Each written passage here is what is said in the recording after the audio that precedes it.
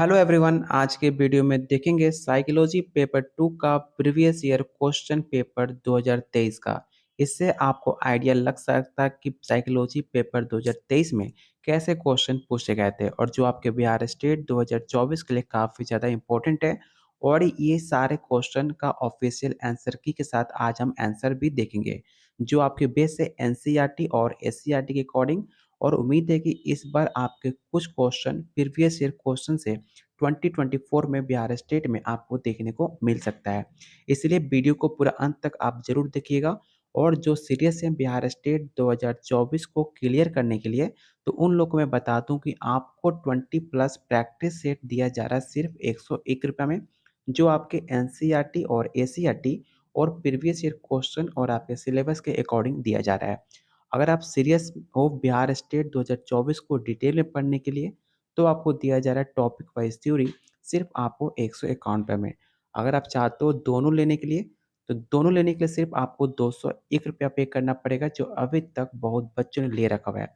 लेने के लिए आप मुझे इस नंबर पे व्हाट्सअप कर सकते हो। अगर आप सीरियस हो तभी आप मुझे व्हाट्सअप करना। चलिए शुरू करते हैं आज का पहला क्वेश्चन। और आप देख सकते हो क्वेश्चन पेपर पेपर 2 शिफ्ट 1 है। एग्जाम कब हुआ था? तो 14/9/2023। सब्जेक्ट है आपका साइकोलॉजी। एग्जाम का टाइमिंग क्या था? एग्जाम का टाइमिंग था 3 बजे से लेकर 5:30 तक। सब्जेक्ट कोड 223 आपका सब्जेक्ट कोड है। चलिए शुरू करते हैं आज का पहला क्वेश्चन। मानव विज्ञान डैश के अनुभव और व्यवहार का अध्ययन करने वाला विज्ञान है। ऑप्शन है मानव जाति, जीव, प्लांट या ऑप्शन डी पशु। आप लोग सारा आंसर कमेंट बॉक्स में आप कमेंट करते रहिएगा। इससे आपको आइडिया लगेगा कि आपकी तैयारी कितनी है और आपको कितना आंसर पता है। आउट ऑफ क्वेश्चन आपने कितना अटेम्प्ट करा, आप लोग लास्ट में वीडियो के कमेंट बॉक्स में आप बताइएगा। और आप लोग खुद नोट डाउन कर लीजिएगा कि आपकी तैयारी कितनी चल रही है। इसका आंसर ऑप्शन आपका बी हो जाएगा। मानव विज्ञान के जीव के अनुभव और व्यवहार का अध्ययन करने वाला विज्ञान माना जाता है।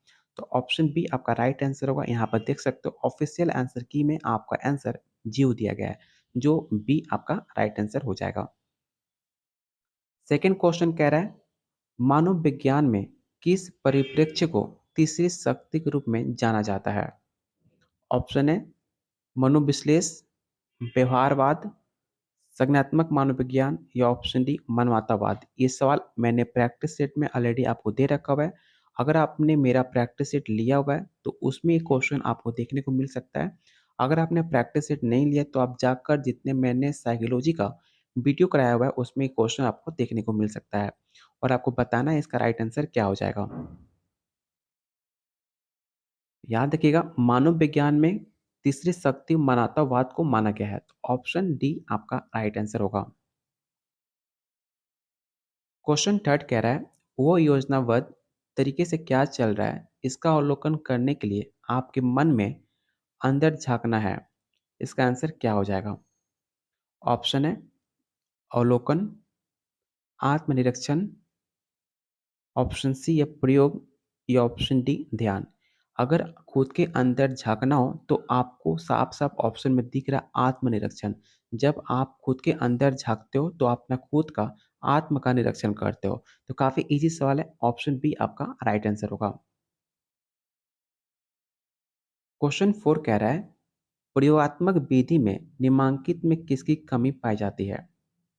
ऑप्शन है आंतरिक वैधता, भ्रम वैधता, परीक्षण वैधता या ऑप्शन डी अंतर्वस्त वैधता। तो इसका राइट आंसर ऑप्शन आपका ए हो जाएगा, आंतरिक वैधता। ऑप्शन ए आपका राइट आंसर होगा। ऑफिशियल आंसर की में आप देख सकते हो कि ऑप्शन ए आपका टिक आउट किया गया है। और आप लोगों से रिक्वेस्ट है जितने लोग आप वीडियो देख रहे हो प्लीज़ वीडियो को लाइक कर दीजिए एक बार। और जितने लोग अपने दोस्तों में अपने ग्रुप्स में वीडियो को जरूर शेयर कर दीजिएगा, जिससे मुझे मोटिवेशन मिले आप लोग के लिए इसी तरह इंपॉर्टेंट क्वेश्चन लाने का। तो प्लीज़ वीडियो को लाइक और शेयर करना बिल्कुल मत भूलिएगा। क्वेश्चन 5 कह रहा है रोगी का अवधान दवा की दुकान की ओर जाना को आप निम्नलिखित में किस श्रेणी का अवधान मानते हैं? ऑप्शन है ऐच्छिक अवधान, अनैच्छिक अवधान, स्वाभाविक अवधान या ऑप्शन डी अस्थिर अवधान।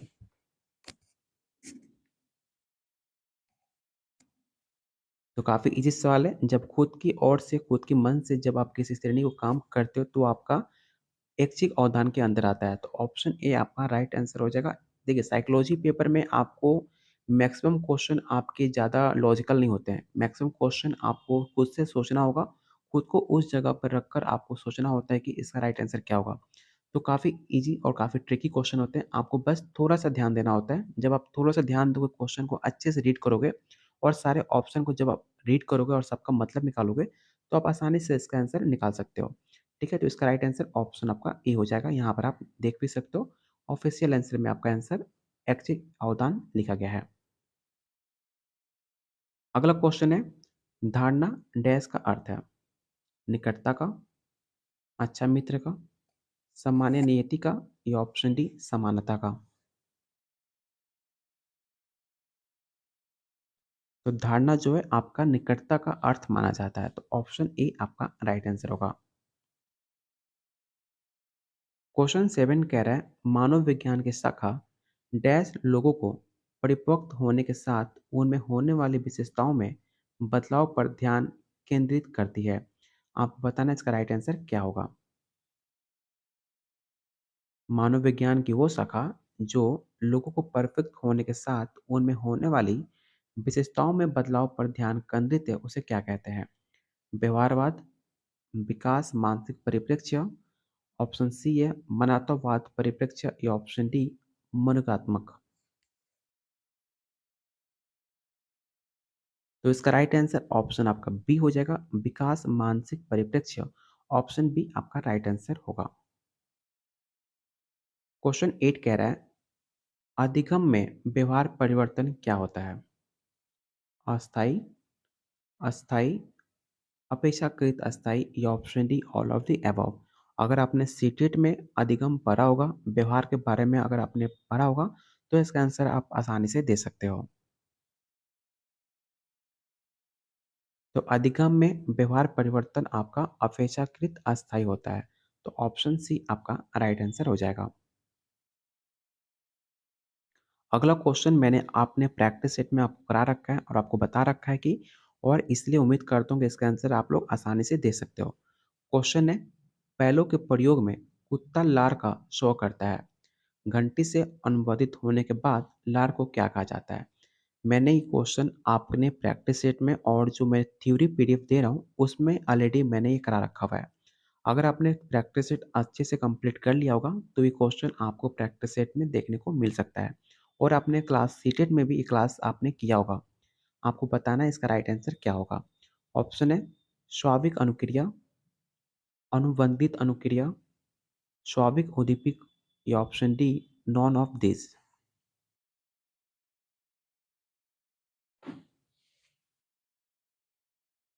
तो आपने पहलू ने आपने पढ़ा होगा, पहलू ने रिफोर्समेंट की एक क्रिया दी थी, एक आपने थ्योरी दिया है, जिसमें कुत्ते के लार को लेकर उसमें बहुत सारे बातें बताई गई हैं। तो इसका राइट आंसर ऑप्शन आपका बी होगा, अनुबंधित रिफोर्समेंट। ऑप्शन बी आपका राइट आंसर होगा।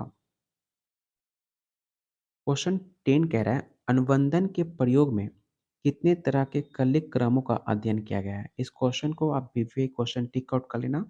ये क्वेश्चन 2024 में पूछा जा सकता है क्योंकि सवाल बार-बार आपके हर स्टेट में सवाल रिपीट होता रहता है। इसलिए इस क्वेश्चन को आप बीवीए क्वेश्चन टिक आउट कर लेना। ऑप्शन है 2, 3, 4 या ऑप्शन डी है 5।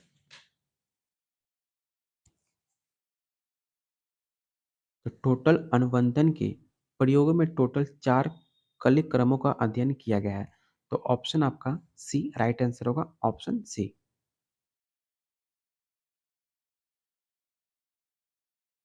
निम्नलिखित में कौन प्रभावित किया है टोलमैन के द्वारा प्रतिपादित सीखने के सिद्धांत पर? ये सवाल मैंने ऑलरेडी अपने प्रैक्टिस सेट में आपको दे रखा हुआ है, आप जाकर चेकआउट कर सकते हैं। इसलिए मैं कह रहा हूँ, अगर आप सच में सीरियस हो, सच में क्वालिफाई करना चाहते हो बिहार स्टेट 2024 का, तो काफ़ी कम रेट में आपको, इतना कम रेट में कहीं नहीं मिलेगा। और कम रेट रखने का मेरा बस इतना ही मकसद है कि मैं चाहता हूँ कि जितने भी फाइनेंशियल प्रॉब्लम फेस करते हैं बच्चे हैं, उनको प्रॉब्लम फेस ना करना पड़े। हर किसी के पास 2000 4000 रुपये पैसे नहीं होते अपने तैयारी को करने के लिए, अच्छे एक कोचिंग में दाखिला कराने के लिए। और इतना पैसा देने के बाद भी आपका अच्छा कंटेंट मिलेगा कि नहीं मिलेगा, आपको इसका कोई गारंटी नहीं होता। इसलिए बस मेरा मकसद इतना ही है कि कम रेट में हर बच्चे को मैं प्रैक्टिस सेट और इतना मटेरियल दे पाऊँ कि वो आसानी से बिहार में टीचर बन पाए। इसलिए मैं इतना कम रेट में आपको सबको दे रहा हूँ। लेने के लिए आप इस वीडियो के कमेंट बॉक्स में आप कमेंट कर सकते हो। चलिए इसका ऑप्शन देख लेते हैं। ऑप्शन है गेस्टाल्ट सिद्धांत, व्यवहारवाद, संरचनावाद या ऑप्शन डी गेस्टाल्ट एवं व्यवहारवाद दोनों। अगर आपने टोलमैन की थ्योरी पढ़ी होगी तो टोलमैन एक आपके व्यवहारवाद वैज्ञानिक माने जाते हैं। ठीक है, तो ऑप्शन बी आपका राइट आंसर हो जाएगा। घोषणात्मक स्मृति डैश का प्रकार है। मैंने पिछले क्लास में आपको मेमोरी से लेकर 5 से 6 सवाल कराए गए थे। आप जाकर वो वीडियो देख सकते हो, जिसमें आपको बताया गया है कि मेमोरी और आपका जो इमोशन है कितने टाइप के होते हैं। आप जाकर वीडियो ज़रूर देखना, आपके एग्ज़ाम के लिए काफ़ी ज़्यादा डिस्ट्रिक्ट महत्वपूर्ण है।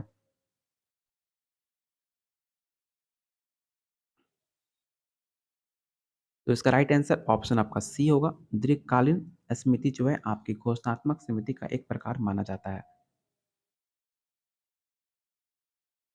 अगला क्वेश्चन है स्मृति के संसाधन के स्तर माडाल के अनुसार स्मृति साधन संसाधन का सही क्रम कौन सा है? आपको इनमें सही क्रम आपको चुनना है। आपके पास 4 ऑप्शन दिए गए, इसमें सही क्रम कौन सा होगा आपको बताना है। तो सबसे पहले इसका राइट आंसर ऑप्शन सी होगा। सबसे पहले आपका प्रत्युत्थान आता है, उसके बाद अर्थगत स्तर और थर्ड में आपका बनावट स्तर होता है। तो इसका राइट आंसर ऑप्शन आपका सी हो जाएगा।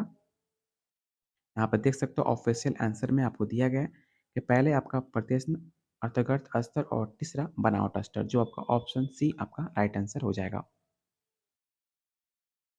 विस्मरण के दिक् कारक सिद्धांत डैश के द्वारा प्रतिपादन किया गया था। आपको बताना है कि टू फैक्टर थ्योरी विस्मरण की किसने दिया था।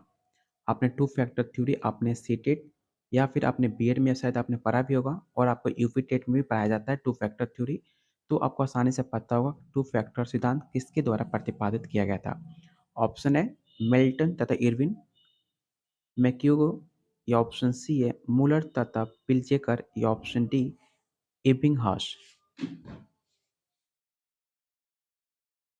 तो टू फैक्टर थ्योरी की जब बात आती है तो ऑप्शन सी आपका राइट आंसर होगा। मूलर और पिलजेगर द्वारा टू फैक्टर थ्योरी का प्रतिपादन किया गया था, तो ऑप्शन सी आपका राइट आंसर होगा। निम्नलिखित में कौन अभिप्रेरण के बारे में सत्य नहीं है? आपको बताना है कि इस 4 ऑप्शन में कौन सा ऐसा ऑप्शन है जो अभिप्रेरण के बारे में सत्य नहीं है। पहला ऑप्शन है यह एक आंतरिक व्यवस्था है। बिल्कुल आपका ये सही है। सेकंड ऑप्शन है ये क्रियाएं उत्पन्न करता है। बिल्कुल आपका अभिप्रेरण में क्रियाएं उत्पन्न होती हैं, तो ऑप्शन बी आपका राइट आंसर है। क्वेश्चन थर्ड है ये दिशा देता है। तो जो अभिप्रेरण होता है, जो मोटिवेशन होता है, एक आपको डायरेक्शन देता है कि आपको किस डायरेक्शन में जाना है, किस डायरेक्शन में जाकर आप एक अच्छे व्यक्ति, एक सफल व्यक्ति बन सकते हो। तो मोटिवेशन एक आपको दिशा देता है। बिल्कुल स्टेटमेंट सही है। फोर्थ ऑप्शन है ये भूख पैदा करता है। तो मोटिवेशन आपको भूख पैदा नहीं करता। कोई अगर आप कोई अभिप्रेरणा कोई दे रहा है, तो इससे आपको कोई भूख नहीं बढ़ता है। तो इसलिए ऑप्शन डी आपका राइट आंसर हो जाएगा, क्योंकि आपके बारे में पूछा था सत्य नहीं है। तो सत्य आपका ऑप्शन डी हो जाएगा। तो ऑप्शन डी आपका राइट आंसर होगा। क्वेश्चन 16 कह रहा है निम्नलिखित में किस नियम द्वारा उत्तेजन निष्पादन संबंध की व्याख्या की गई है। ऑप्शन है प्रभाव नियम, जोस्ट का नियम, यक्स डोटसन नियम, या ऑप्शन डी तत्परता का नियम। तो इसका राइट आंसर ऑप्शन सी होगा। यर्क्स डोटसन नियम जो है आपके उत्तेजन और निष्पादन संबंध की व्याख्या करता है। तो ऑप्शन सी आपका राइट आंसर होगा। क्वेश्चन 17 कह रहा है उपलब्धि प्रेरक पर निम्नलिखित में किसने महत्वपूर्ण योगदान दिया है। मैस्लो ने, मैकमिलन ने, या एटकिंसन ने, या ऑप्शन डी मरे ने। ये सवाल मैंने ऑलरेडी प्रैक्टिस सेट में आपको बता रखा है, और मैस्लो के बारे में, मूरो के बारे में ऑलरेडी मैंने बहुत सारे क्वेश्चन भी करा रखे हैं, और मैंने ऑलरेडी बहुत सारे क्वेश्चन इस प्रैक्टिस सेट में दिया भी है। तो आपको बताना है इसका राइट आंसर क्या हो जाएगा। तो इसका राइट आंसर ऑप्शन बी होगा। मैकिलैंड जो है आपकी उपलब्धि प्रेरक के बारे में महत्वपूर्ण योगदान दिया था। तो ऑप्शन आपका बी राइट आंसर होगा। इसे आप जरूर याद रखिएगा और इसे वीवीआई क्वेश्चन टिक आउट कर लीजिएगा, क्योंकि हो सकता है सवाल फिर से आपके 2024 बिहार स्टेट में सवाल देखने को मिल सकता है। और आप लोग को बता दूं कि जितने लोग वीडियो देख रहे हो, तो वीडियो को लाइक करने में कोई पैसा नहीं लगता। तो प्लीज़ आप लोगों से रिक्वेस्ट है कि आप लोग के लिए इतनी मेहनत की जा रही है, तो वीडियो को एक बार ज़रूर लाइक कर दीजिए और अपने दोस्तों में, अपने ग्रुप्स में वीडियो को ज़रूर शेयर कीजिए। अभी जाकर शेयर कर दीजिए। और जिन्होंने चैनल को सब्सक्राइब नहीं किया, तो अभी तक उनसे रिक्वेस्ट है हाथ जोड़कर कि आप लोग चैनल को ज़रूर सब्सक्राइब कर लीजिएगा। आपको यहाँ पर मोर अपडेट, मोर न्यूज़, हमेशा एनी अपडेट आपको मिलते रहेगा। आपसे सब्जेक्ट के अनुसार जितने सारे इंपॉर्टेंट क्वेश्चन होते हैं, सारे आपको कराए जाएंगे आपके एग्जाम तक। इसलिए चैनल को जरूर सब्सक्राइब कर लीजिएगा। अगर वीडियो का पीडीएफ चाहिए तो आप मेरे टेलीग्राम चैनल पर जाकर ज्वाइन हो सकते हो और इसका वीडियो का पीडीएफ आप डाउनलोड कर सकते हो, जिसका लिंक डिस्क्रिप्शन बॉक्स और कमेंट बॉक्स में मैंने पिन कर रखा हुआ है। तो जाकर ज्वाइन हो जाइए और इस पीडीएफ का डाउनलोड आप आसानी से कर पाओगे। चलते हैं अगले क्वेश्चन पे। अगला क्वेश्चन है, निम्नांकित में किस अभिप्रेरक का स्रोत बाहरी होता है? मतलब आपको बताना है कि अभिप्रेरक का एक्सटर्नल सोर्स कौन सा होता है, आपको ये बताना है। ऑप्शन है आंतरिक अभिप्रेरक, बड़ा अभिप्रेरक, फलकारी अभिप्रेरक या ऑप्शन डी व्यक्तिगत अभिप्रेरक। काफ़ी इजी सवाल है और काफ़ी इजी है, हर किसी को पता होगा क्योंकि इसमें बात कर रहा है बाहरी का। तो बाहरी का कौन होगा? तो जो एक्सटर्नल अभिप्रेरक होते हैं वही आपका राइट आंसर होगा। तो काफ़ी मैंने पहले ही बताया था कि ये सारे क्वेश्चन साइकोलॉजी का ट्रिकी होते हैं, थोड़ा सा लॉजिकल होते हैं। ठीक है, तो आप थोड़ा सा दिमाग लगाओगे, आपके ऑप्शन में ही आपको आंसर दिख जाएगा। तो इसलिए इसका राइट आंसर ऑप्शन आपका बी होगा। इमोशन एक प्रतिक्रिया है जिसको संयोग होता है। इमोशन को लेकर मैंने पिछले क्लास में 3 से 4 क्वेश्चन मैंने कराया हुआ है, जो आपके बिहार स्टेट 2024 के लिए काफ़ी ज़्यादा इंपॉर्टेंट है। आप जाकर वो वीडियो देख भी लेना। अगर आपको प्रैक्टिस सेट लेना भी हो, तो आप जाकर प्रैक्टिस सेट ले भी सकते हो, जो अभी तक बहुत सारे बच्चों ने ले रखा हुआ है। ऑप्शन है संज्ञानात्मक अवस्था, शारीरिक प्रतिक्रिया, अभिव्यंजक व्यवहार या option D all of this. तो मैक्सिमम बच्चे ने बिहार स्टेट 2023 में इसका right answer option D tick out किया था, लेकिन बिहार स्टेट के ऑफिशियल आंसर की में इसका राइट आंसर ऑप्शन सी माना गया था, अभिव्यंजक व्यवहार। इसलिए ऑप्शन डी के चक्कर में आप मत पड़िएगा, नहीं तो आपका फ्री में एक नंबर चला जाएगा। तो ऑप्शन सी आपका राइट आंसर होगा। और आप यहाँ देख सकते हो, सॉरी इसका राइट आंसर 19 का, सॉरी इसका 19 का डी। और इसका स्टेटमेंट जो है, बहुत सारे बच्चे ने मैंने उल्टा बोल दिया, इसका official answer all of the जाया था, जबकि बहुत सारे बच्चे ने इसका आंसर अभिव्यंजक व्यवहार टिक आउट किया था। इसलिए इसका right answer option D tick out कीजिएगा, ऑल ऑफ दिस।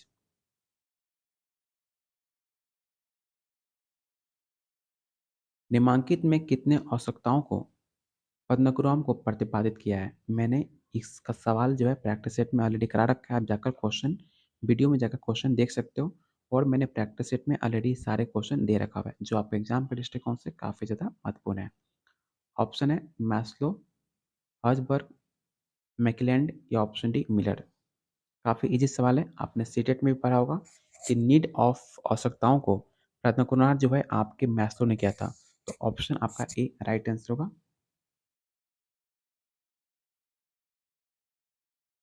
क्वेश्चन 21 कह रहा है, किस प्रकार का चिंतन मनुष्य को अपनी समस्या के समाधान की सहायता करता है? यथार्थवादी चिंतन, सावली चिंतन, ए और बी दोनों, या option D none of this. याद रखिएगा, इसका राइट आंसर ऑप्शन सी नहीं होगा। बहुत सारे बच्चे स्टेट में सी इसका आंसर टेक आउट किए थे और इसको लेकर चैलेंज भी किया गया था ऑफिशियल आंसर की में। तो इसका राइट आंसर ऑप्शन आपका ई हो जाएगा। यथार्थवादी जो होता है आपके मनुष्य को अपने समस्या को समाधान में सहायता करता है। तो ऑप्शन ए आपका राइट आंसर होगा।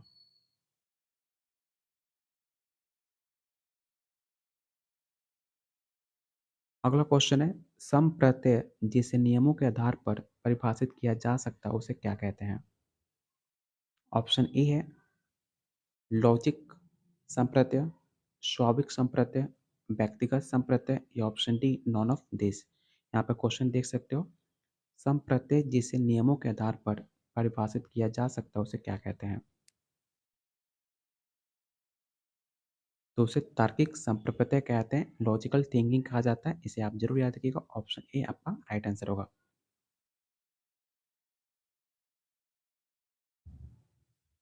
अगला क्वेश्चन आपको एल्गोरिथम पे दिया गया है। आपको बताना है कि एल्गोरिथम एवं स्वतः शोध विधियाँ किसकी मानी जाती है?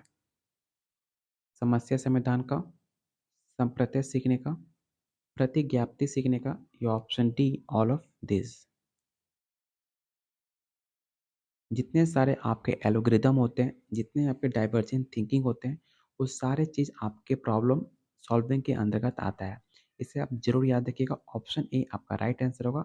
बात की जाए एल्गोरिदम की, लॉजिकल थिंकिंग की, डाइवर्जेंट थिंकिंग की, ये सारे विधि जो है आपके प्रॉब्लम सॉल्विंग मतलब समस्या समाधान के अंतर्गत ही आता है। तो ऑप्शन ए आपका राइट आंसर होगा, इसे आप ज़रूर याद रखिएगा। निम्नांकित में किस प्रकार का चिंतन रचनात्मक से संबंधित माना जाता है? ये सवाल ऑलरेडी मैंने प्रैक्टिस सेट में आपको दे रखा है, तो उम्मीद करता हूँ इसका आंसर आप लोग सब कुछ राइट अटेम्प्ट कीजिएगा। ऑप्शन है अभिसारी चिंतन, ऑप्शन बी है अपसरण चिंतन, ऑप्शन सी है सौली चिंतन, या option D none of this.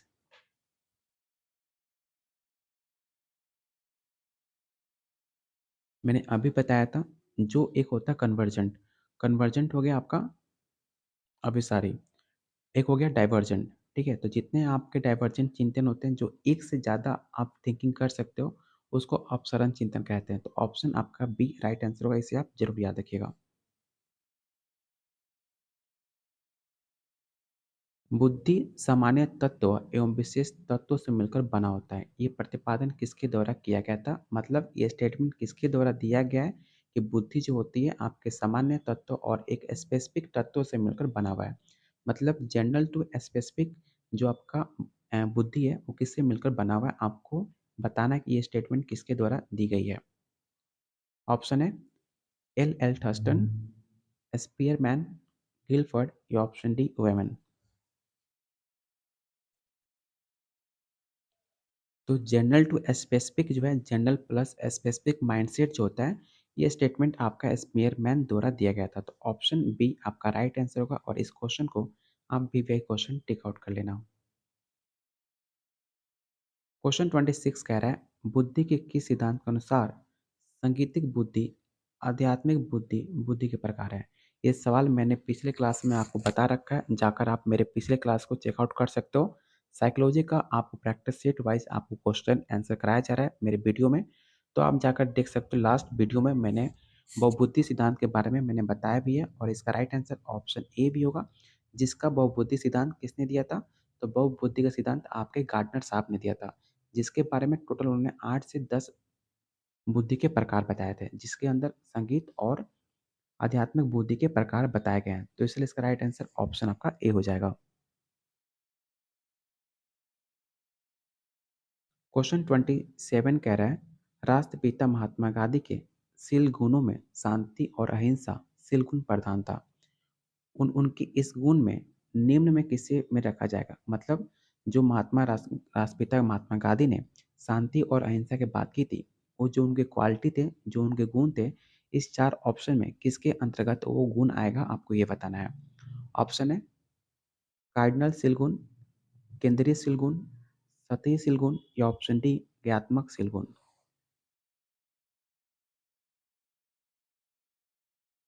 तो इसका राइट आंसर ऑप्शन बी होगा। केंद्रीय शील गुण के अंदर शांति और अहिंसा जो महात्मा गांधी के काफी विचारक गुण थे, वो आपके केंद्रीय शील गुण के अंतर्गत आएगा। तो ऑप्शन बी आपका राइट आंसर हो जाएगा। अगला क्वेश्चन आपको मैंने ऑलरेडी थ्योरी में और प्रैक्टिस सेट में दे रखा हुआ है एरिक्सन के बारे में। आपको बताना है कि एरिक्सन ने मनोसामाजिक विकास के सिद्धांत में किशोर वास्तव में मनोसामाजिक संकट क्या बताया था?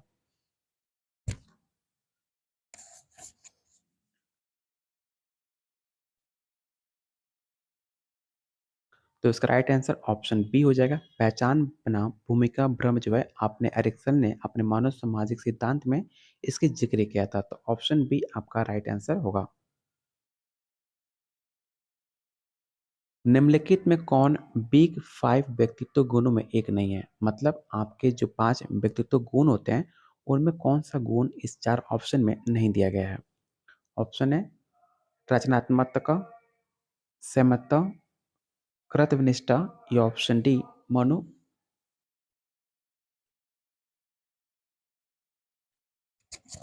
मनोविशिष्टता।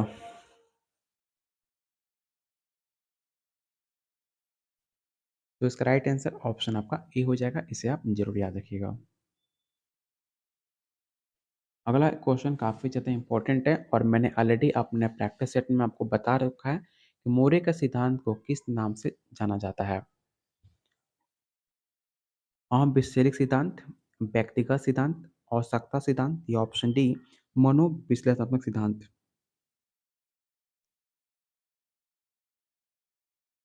तो मूरे ने आवश्यकता सिद्धांत के बारे में जिक्र किया था, तो ऑप्शन डी आपका राइट आंसर हो जाएगा। सामान्य अनुकूलन संरक्षण का प्रतिपादन किसने किया था?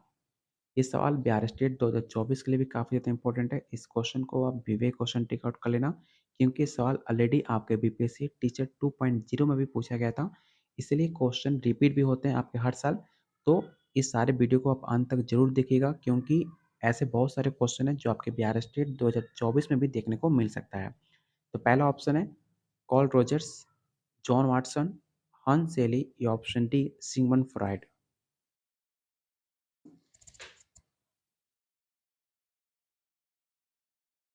इसका राइट आंसर ऑप्शन सी होगा। हंस सेली ने सामान्य अनुकूलन संरक्षण का प्रतिपादन किया था, तो ऑप्शन सी आपका राइट आंसर होगा। भीरो या भागो अनुक्रिया का नियंत्रण होता है। ऑप्शन है अनुकंपित तंत्रिका तंत्र, कायिकी तंत्रिका तंत्र, उपनाकुपित तंत्रिका तंत्र या ऑप्शन डी केंद्रीय तंत्रिका तंत्र। तो इसका राइट आंसर ऑप्शन आपका ए हो जाएगा। अंगूर खट्टे हैं एक ऐसी कहावत है, ये किससे संबंधित है आपको ये बताना है। काफ़ी इजी सवाल है, आप अच्छे से ऑप्शन पढ़ो और टाइम लो। थोड़ा सा लॉजिकली क्वेश्चन है, आप आसानी से ऑप्शन देखकर इसे टिक आउट कर सकते हो। तो इसका राइट आंसर ऑप्शन ए हो जाएगा। युक्तिकरण जो है आपकी कहावत है जिससे संबंध है अंगूर खट्टे हैं, तो ऑप्शन ए आपका राइट आंसर होगा। आप आसानी से जब ऑप्शन को पढ़ोगे तो युक्तिकरण जो है आपके अंगूर खट्टे के बारे में बताता है, तो ऑप्शन ए आपका राइट आंसर होगा। इनमें कौन-सा मूड डिसऑर्डर से संबंधित है? मतलब यहाँ पे 4 ऑप्शन दिया गया है, 4 बीमारियों का नाम दिया गया है। इसमें आपको बताना है कि मूड मिस डिसऑर्डर के बारे में कौन बात करता है? किस बारे में मूड डिसऑर्डर के बारे में बताया गया है? ऑप्शन है डिस्टामिया, हाइपोमेनिया, साइक्लोटोमिया या option D all of this. तो याद रखिएगा, मूड डिसऑर्डर के बारे में तीनों को तीनों आपके बात करते हैं, तीनों को तीनों आपके रिलेटेड हैं मूड डिसऑर्डर से। इसलिए इसका right answer option D tick out करना, ऑल ऑफ दीज।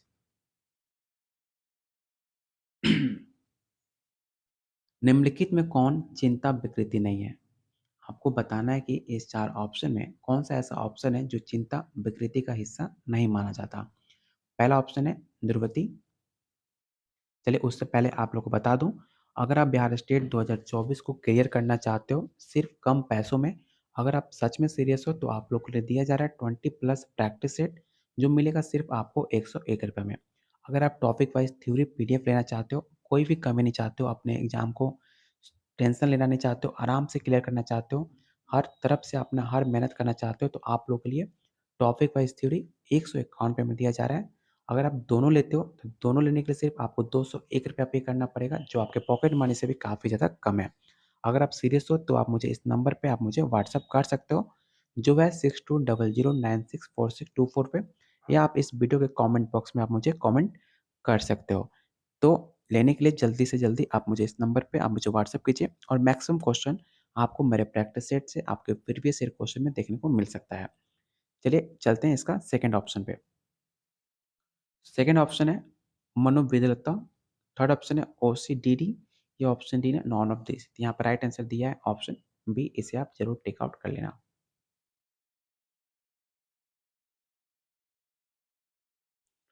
क्वेश्चन 36 कह रहा है, निम्नलिखित में कोई एक मापदंड नहीं है जो मानसिक स्वास्थ्य पेशेवरों को मदद करता है। किसी मानसिक विकार की प्रेजेंट की पहचान करने में आपको बताना है इसका राइट आंसर क्या होगा। ऑप्शन है कष्ट, सेकेंड ऑप्शन है आत्म विनाशकारी व्यवहार, ऑप्शन थर्ड है रचनात्मक व्यवहार, या ऑप्शन डी है अतार्किक व्यवहार।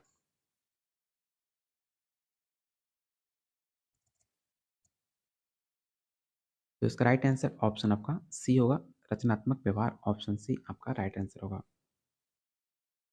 अगला क्वेश्चन काफ़ी ज़्यादा इंपॉर्टेंट है। आपको बताना है कि किसी घटना के बाद पीटीएसडी हो सकता है। प्राकृतिक आपदाएं और गंभीर घटनाएं, सैन्य युद्ध और आतंकवादी घटनाएं, हिंसक व्यक्तिगत हमले और यौन हमले, या option D all of this. तो इसका राइट आंसर पीटीएसडी आपका all of this, option D आपका राइट आंसर होगा। इसे आप जरूर याद रखिएगा। मनोग्रसित बाध्यता व्यक्तित्व विकृत वाला व्यक्ति निम्नलिखित में कौन सा विशेषता रिप्रेजेंट करेगा। पहला ऑप्शन है असाधारण पुनर्वाती प्रवृत्तियां, सुव्यवस्था में व्यस्तता, वो नियमों पर कायम रहेंगे, या option D all of this. तो इसका राइट आंसर ऑप्शन आपका डी होगा, ऑल ऑफ दिस। निम्नलिखित में किसने मनोविकृति का सामान्य सर्दी कहा जाता है। ऑप्शन है उन्माद, अवसाद, ध्रुवीति, या ऑप्शन डी है मनोविचलिता।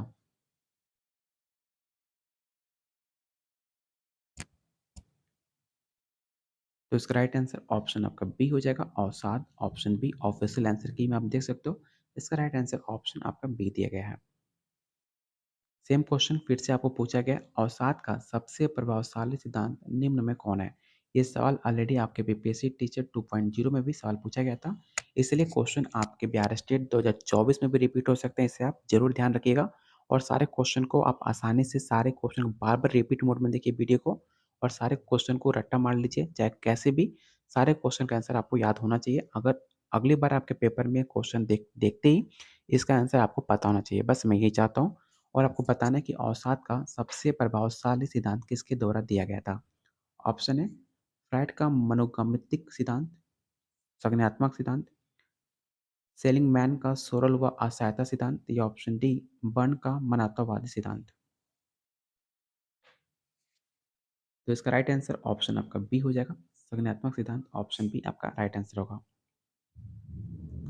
अगला क्वेश्चन काफी इजी है। आपको बताना है कि कौन सा एडीएचडी का लक्षण नहीं माना जाता। आवेग का, ध्यानहीनता का, संचलता का, या ऑप्शन डी हकलाना का। तो जो आपका हकलाना है वो आपका एडीएचडी के लक्षण नहीं है, ये आपका जेनेटिक होता है, इसलिए इसे एडीएचडी के अंदर काउंट नहीं किया जाता। ठीक है, तो इसका आंसर ऑप्शन डी होगा। और आपको याद रखिएगा, जो आपका इमोशन है, ध्यानहीनता है और चंचलता जो है, ये आपके एडीएचडी के अंतर्गत आता है। लेकिन हकलाना आपका जेनेटिक डिसऑर्डर है, इसलिए इसे ऑप्शन डी आपका राइट आंसर होगा। निम्नलिखित में आचरण विकार की कौन सी विशेषता है। हिंसक या आक्रामक व्यवहार, लोगों या जानवर के प्रति जानबूझकर क्रूरता, तोड़फोड़ या संपत्ति का नुकसान, या option D all of this. तो इसका राइट आंसर ऑप्शन आपका ए हो जाएगा। हिंसक और आक्रामक व्यवहार आपके आचरण विकार की विशेषता बताई जाती है, तो ऑप्शन ए आपका राइट आंसर होगा। सॉरी, इसका right answer option D tick out किया है। सॉरी, इसका राइट आंसर ऑप्शन आपका डी होगा, ऑल ऑफ दिस। ऐसी गलती कैसे होता है, जब आप ध्यान से थोड़ा हट जाते हो ना। मैंने क्वेश्चन पढ़ते हुए मैंने ऑप्शन को सारे रीड नहीं करा, मेरा ध्यान से क्वेश्चन हट गया था, इसलिए मैंने गलती कर दिया। इसलिए कहा जाता है, जब आप एग्जाम में बैठो सारा ध्यान आपके एग्जाम पे होना चाहिए, आपके क्वेश्चन पे होना चाहिए। थोड़ा सा ध्यान हटेगा, आप ऐसी गलती कर दोगे। इसलिए ध्यान को पूरे क्वेश्चन पे आप रखिएगा, मेरी तरह गलती मत कीजिएगा। अगला क्वेश्चन है, जब कोई व्यक्ति बॉडी डिस्कर्मिक विकार से पीड़ित होता है तो उसके लक्षणों में क्या शामिल होता है। अनावश्यक आक्रामक प्रतिक्रिया अपनाना, अपने उपस्थिति में काल्पनिक या मामूली शारीरिक दोषों के बारे में जुनूनी रूप में चिंतित होना, या निराशा की भावना, या option D all of this. तो इसका राइट आंसर ऑप्शन आपका बी हो जाएगा। बिल्कुल सही है ऑप्शन बी। क्वेश्चन 44 कह रहा है, डीएसएम के रूपांतर विकार में शामिल करने से पहले इसे मनोगतिक में लोकप्रिय रूप से किस नाम से जाना जाता है? पहला ऑप्शन है हिस्टीरिया, ऑप्शन बी है हिस्टोनिक्स, या ऑप्शन सी है मानसिक पदाघात, या ऑप्शन डी है दमन।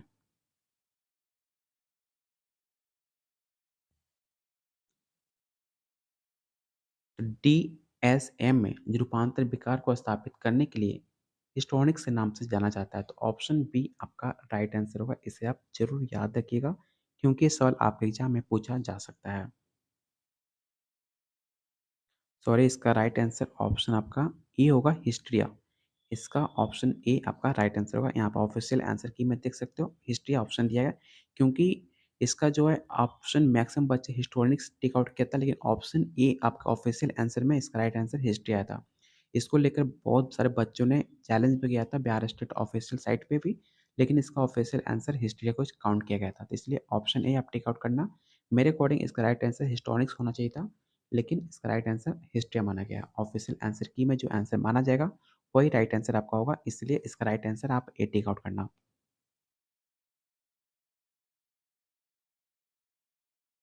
तीव्र मानसिक दुर्बलता के स्तर में व्यक्ति की बुद्धि लब्धि कितनी होती है?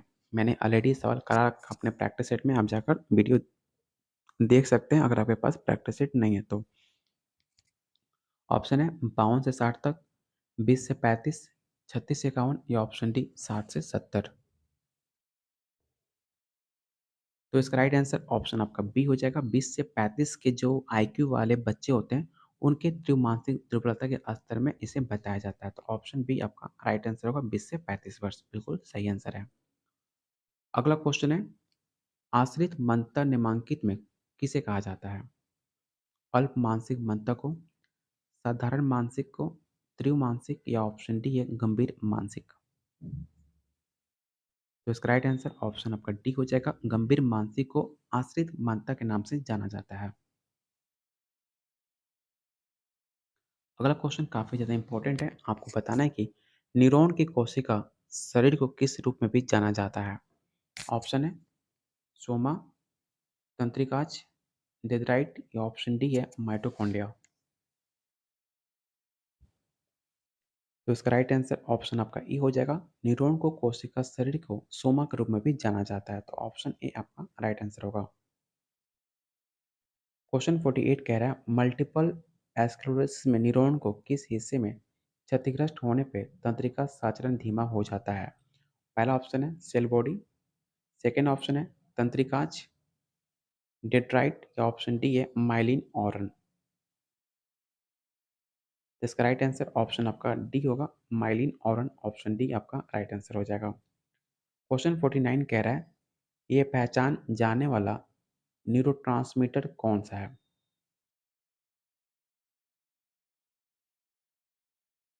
तो इसका राइट आंसर ऑप्शन आपका ए हो जाएगा। क्वेश्चन 50 कह रहा है, निम्नलिखित में कौन न्यूरोट्रांसमीटर और हार्मोन दोनों के रूप में कार्य करता है? इस क्वेश्चन को आप विवेक क्वेश्चन टिक आउट कर लेना, क्योंकि इस साल बीपीएससी टीचर 2.0 में भी पूछा गया था। तो इसका राइट आंसर ऑप्शन आपका डी हो जाएगा। एंडोनाइलाइन जो है आपके हार्मोन और आपके न्यूरोट्रांसमीटर में दोनों में कार्य करता है। तो ऑप्शन सी आपका राइट आंसर हो जाएगा। क्वेश्चन 51 कह रहा है, ये शरीर के सभी ऊतकों में पाई जाने वाली विशेष कोशिकाएं होती हैं जो आवश्यकता पड़ने पर अन्य प्रकार की कोशिकाओं को निर्माण करने में सहायता करती हैं। ये कौन सी कोशिकाएं होती हैं आपको ये बताना है। पहला ऑप्शन है रक्त कोशिकाएं, मस्तिष्क कोशिकाएं, तंत्रिका कोशिकाएं, या ऑप्शन डी है स्टेम कोशिकाएं।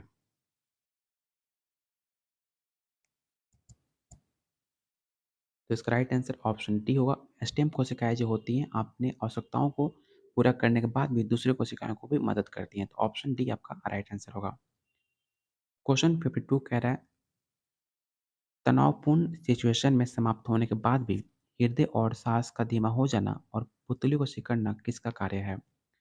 ऑप्शन ए है सहानुभूति तंत्रिका तंत्र, ऑप्शन बी है पैरासिम्पैथेटिक, ऑप्शन सी है उत्तेजना या ऑप्शन डी है नॉन ऑफ दिस। तो इसका राइट आंसर ऑप्शन आपका ए होगा। चलिए आज के मैं वीडियो काफ़ी लंबा हो जाएगा इसलिए मैं इस प्रीवियस ईयर क्वेश्चन को मैं 2 भागों में डिवाइड करता हूँ। पहले पार्ट में हमने 52 क्वेश्चन देखे, सेकंड पार्ट में हमने 48 क्वेश्चन और करने हैं, तो सेकंड पार्ट में आपको 48 क्वेश्चन करा दिया जाएगा। डिपेंड आप पे करता है कि आप वीडियो देखना चाहते हो कि नहीं चाहते हो। अगर आप देखना चाहते हो, तो वीडियो को लाइक और शेयर ज़रूर कीजिए अपने दोस्तों में, अपने ग्रुप्स में। जितना वीडियो को लाइक कीजिएगा, जितना शेयर कीजिए अपने दोस्तों में, तो मुझे लगेगा कि इसका आप सेकंड पार्ट देखना चाहते हो, वो भी ऑफ़िशियल आंसर की के साथ। अगर आपने अभी तक चैनल को सब्सक्राइब नहीं किया है, तो आप लोगों से रिक्वेस्ट है, चैनल को ज़रूर सब्सक्राइब कर लीजिएगा फॉर मोर अपडेट। अगर आप इसका पीडीएफ डाउनलोड करना चाहते हो तो आप मेरे टेलीग्राम चैनल पे जाकर इसका पीडीएफ का आप डाउनलोड कर सकते हो। अगर आप सीरियस हो पीडीएफ लेने के लिए प्रैक्टिस सेट जो आपको दिया जा रहा है 20 प्लस प्रैक्टिस सेट सिर्फ आपको 101 रुपये में। अगर आप डिटेल में पढ़ना चाहते हो, कोई कमी नहीं रखना चाहते अपने तरफ से बिहार स्टेट 2024 को क्लियर करने के लिए और बीपीएससी का साथ में तैयारी करने के लिए, तो आप लोग को लिए दिया जा रहा है टॉपिक वाइज थ्योरी सिर्फ आपको 151 रुपये में। अगर आप दोनों चाहते हो लेना, तो दोनों लेने के लिए सिर्फ आपको 201 रुपया आपको पे करना पड़ेगा। लेने के लिए ऐसे कैंडिडेट जो सच में सीरियस है बिहार में टीचर बनने के लिए, तो आप मुझे इस नंबर पे मुझे आप व्हाट्सअप कर सकते हो, जो है 6200964624 पे, या आप इस वीडियो के कमेंट बॉक्स में आप मुझे कमेंट कर सकते हो। ठीक है? तो जल्दी से वीडियो को लाइक कीजिए और शेयर कीजिए, और यहाँ पे मेरा नंबर दिया गया है, आप मुझे इस नंबर पे व्हाट्सअप कर सकते हो। कैसे? तो 20 प्लस प्रैक्टिस सेट और टॉपिक वाइज थ्योरी सिर्फ मिलेगा 201 रुपये में, जो अभी तक बहुत सारे बच्चों ने ले रखा हुआ है। आप भी ले सकते हो अगर आप सच में बिहार में टीचर बनना चाहते हो तो। चलिए बहुत जल्द मिलते हैं अगले पार्ट में।